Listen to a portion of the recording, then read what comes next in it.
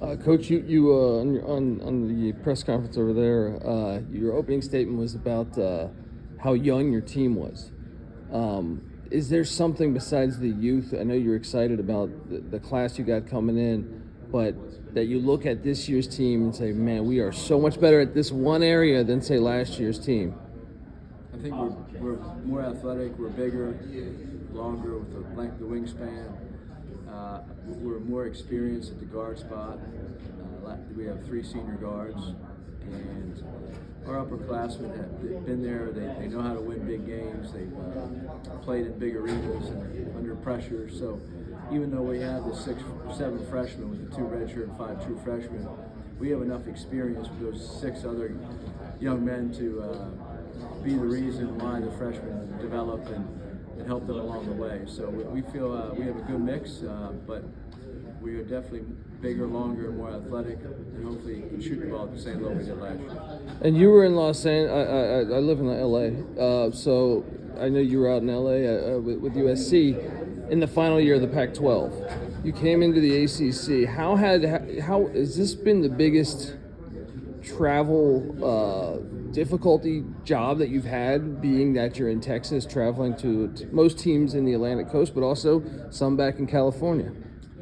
I didn't find the travel very difficult last year, meaning the flights from Dallas are all pretty easy. They're 2.5, 3 hours sometimes 2 hours.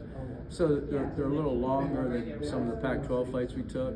The Pac-12, we had travel partners, so we would play 2 games at a time. So I've been to Pullman, so I mean, I get that. So it's different playing 1 game on the road versus 2. So the trips are shorter in the ACC. A little longer flights at times, but not too bad because it's only 1 time zone to the East Coast, to Dallas. And now Stanford and Cal are different because that's the West Coast.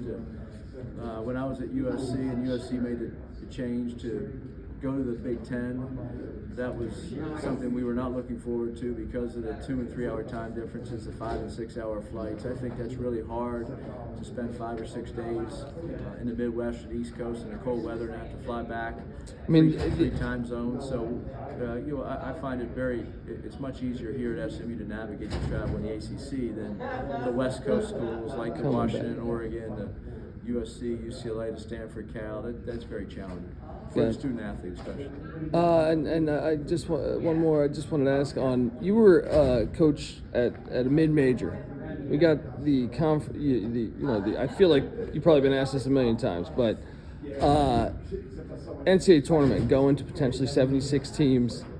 I was just curious your thoughts on that, and there's even talks of rumblings of having the lower mid-majors battle out each other in the first. That would be the play-in games. I was curious your take on both, just the expansion and then if that happens. Well, I think the expansion is overdue and necessary. The game has grown. It's been the same 68 teams for many, many years. So I think adding teams is a benefit, and it gets more teams in the tournament. I think it's still going to be probably the most exciting sporting event in the world, in my opinion. So to add some more quality teams only enhances the fan bases and the TV appeal, hopefully. As far as the mid-majors, it's hard to get there. You have to win your league and your conference tournament to even get a bid. But I don't see that changing. There'll still be upsets. There'll still be a lot of great storylines, and that's what makes March Madness so special. Where would you cap it? Where would I cap it? Yeah. I really haven't looked into it. I think 76 or 76. I think that's what they're saying, yeah. I think 76 is a great place to start, see how it goes, and they can make adjustments from there. Gotcha. Thank you, Coach. Best wishes on the season. Appreciate it.